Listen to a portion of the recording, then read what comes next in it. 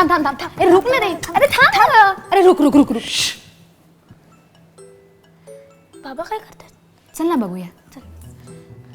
बाबा तुम्ही काय करतायत? मी अशा काही महत्त्वाच्या कौशल्यांचा नकाशा तयार करतोय जी तुम्हाला आजच्या जगात यशस्वी होण्यासाठी खूप गरजेचे आहेत. 4C. 4C म्हणजे काय बाबा? 4C म्हणजे बघ, critical thinking, communication, collaboration, creativity. यांना 21व्या शतकातली मूलभूत कौशल्य म्हणतात. ही इतकी महत्वाची काय आहे बाबा? कारण ती तुम्हाला समस्या सोडवायला, टीममध्ये काम करायला आणि नवीन नवीन कल्पना सुचवायला मदत करतात. ही कौशल्य तुम्हाला शाळेत, घरी आणि मोठं झाल्यानंतर सुद्धा मार्गदर्शन करतील. आम्ही कौशल्य शिकू शकतो का बाबा? नक्कीच. ती तुमची आई आहे ना, तीच तुम्हाला या सगळ्या कौशल्यांचा अभ्यास करायला मदत करेल. पळा. चला आपण सगळेच एकत्र येऊन या महत्त्वाच्या 21व्या शतकातल्या कौशल्यांचा अभ्यास करूया. चला आपण 4C's म्हणजे काय ते समजून घेऊया. क्रिटिकल थिंकिंग, कम्युनिकेशन, कोलॅबरेशन आणि क्रिएटिव्हिटी. क्रिटिकल थिंकिंग तुम्हाला परिस्थितीचं विश्लेषण करायला आणि समस्या सोडवायला मदत करते. ह्याचं उत्तम उदाहरण म्हणजे तुला आठवतं आपण तुझी खेळण्यातली तुटलेली गाडी कशी दुरुस्त केली होती? हो, ते खूप मजेदार होतं. हां. कम्युनिकेशन म्हणजे तुमच्या कल्पना स्पष्टपणे शेअर करणं. कुठेही भाषण करताना, निबंध लिहिताना किंवा तुमच्या कल्पना समजावताना. जसं मी माझा विज्ञान प्रकल्प वर्गात समजावला. अगदी बरोबर. तिसरं कौशल्य म्हणजे कोलॅबरेशन, म्हणजेच एकत्र काम करून उद्दिष्ट गाठणं. जसं आपण एकत्र मिळून पझल सॉल्व्ह केलेलं. हो. शेवटचं आहे क्रिएटिव्हिटी, जे तुम्हाला अनोख्या कल्पना सुचवायला आणि नाविन्यपूर्ण उपाय शोधायला मदत करतं. जसे शाळेसाठी पोस्टर तयार करणे. बरोबर. ही कौशल्य आजच्या जगात यशस्वी होण्यासाठीची मूलभूत पायाभूत कौशल्य आहेत. मी रोज त्यांचा सराव करायला सुरुवात करणार.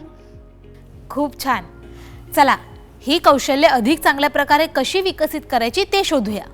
हां, तुला माहिती आहे का, लिहिण्यासाठी, डेटा व्यवस्थापित करण्यासाठी आणि प्रेझेंटेशन तयार करण्यासाठी कोणती साधनं वापरतात? वर्ड लिहिण्यासाठी आणि पॉवर पॉईंट प्रेझेंटेशनसाठी. बरोबर. ही साधनं आपल्याला कल्पना व्यवस्थित ठेवायला आणि प्रभावीपणे मांडायला मदत करतात. तुला एक उदाहरण दाखवते.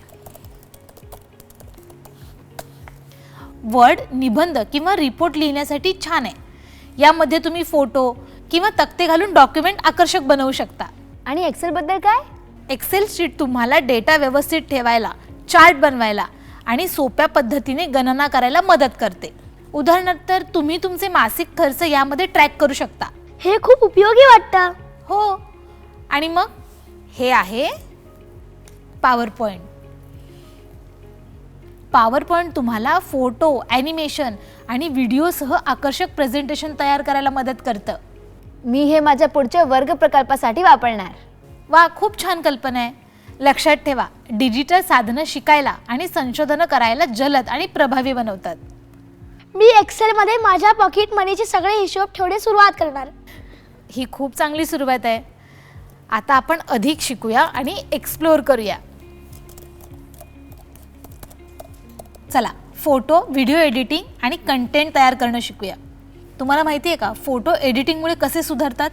हो, कधी कधी त्यात टेक्स्ट, स्टिकर्स आणि छान इफेक्ट्स घालतात. फोटो आणि व्हिडिओ एडिटिंगसाठी मी तुम्हाला कॅनवा आणि फोटोस्कॅप दाखवते. हे दोन्ही फ्री आणि सोपे आहेत.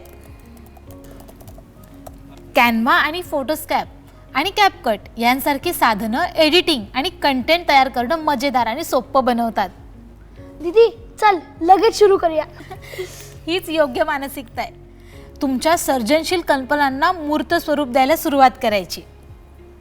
आता आपण सहकार्य आणि टीमवर्क बद्दल बोलूया. तुम्हाला आठवतंय का आपण कधी कुटुंब म्हणून एकत्र काम केलं होतं?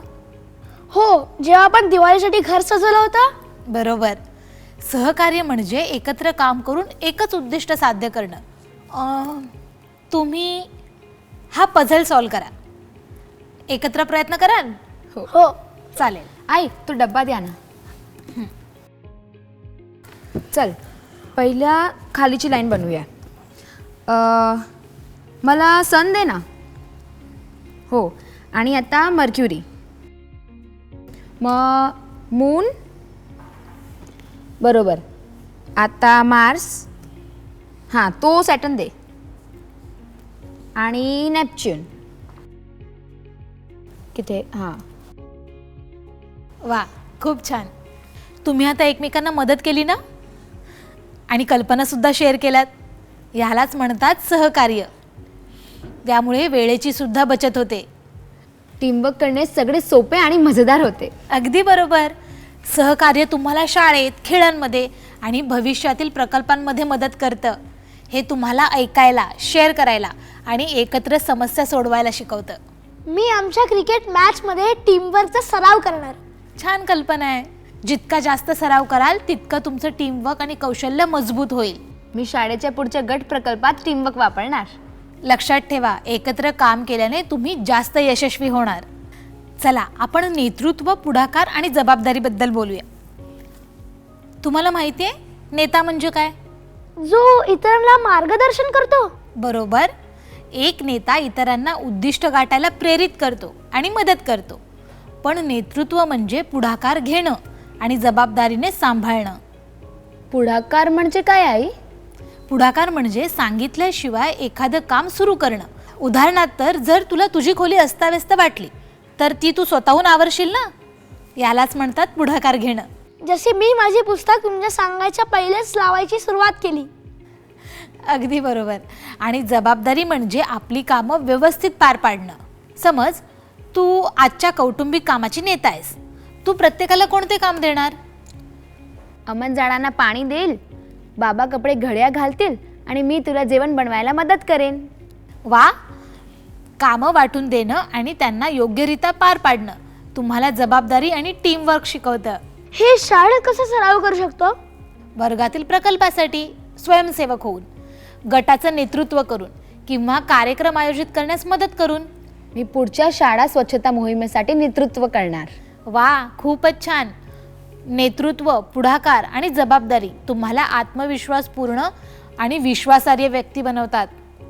जितका जास्त सराव कराल तितकी कौशल्य अधिक प्रबळ होतील.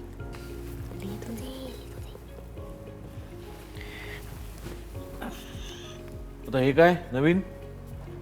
हे आमची फॅमिली टास्क लिस्ट आहे. बर. मी झाडांना पाणी देणार आणि सायकल धुणार आहे. अरे वा. आणि तू तू काय जबाबदारी घेतलीस? सगळे आपले काम बरोबर करतायत की नाही हे पाहिजे जबाबदारी माझी आहे, कारण की मी लीडर आहे. बर बर. तुमचा शैक्षणिक प्रवास कसा चाललाय? खूपच मजेदार.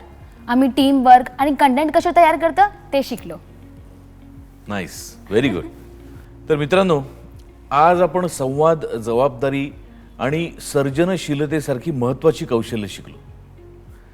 ही कौशल्य नेतृत्व करण्यासाठी खूप आवश्यक ठरतात. पुढच्या भागात आपण उत्पादकता आणि सामाजिक आणि सांस्कृतिक फरकांमधून मार्ग कसे काढायचे हे शिकणार. शिवाय मी उत्पादकतेबद्दलच्या काही टिप्स सुद्धा तुमच्यासोबत शेअर करणार आहे. चला तर मग शिकत राहूया.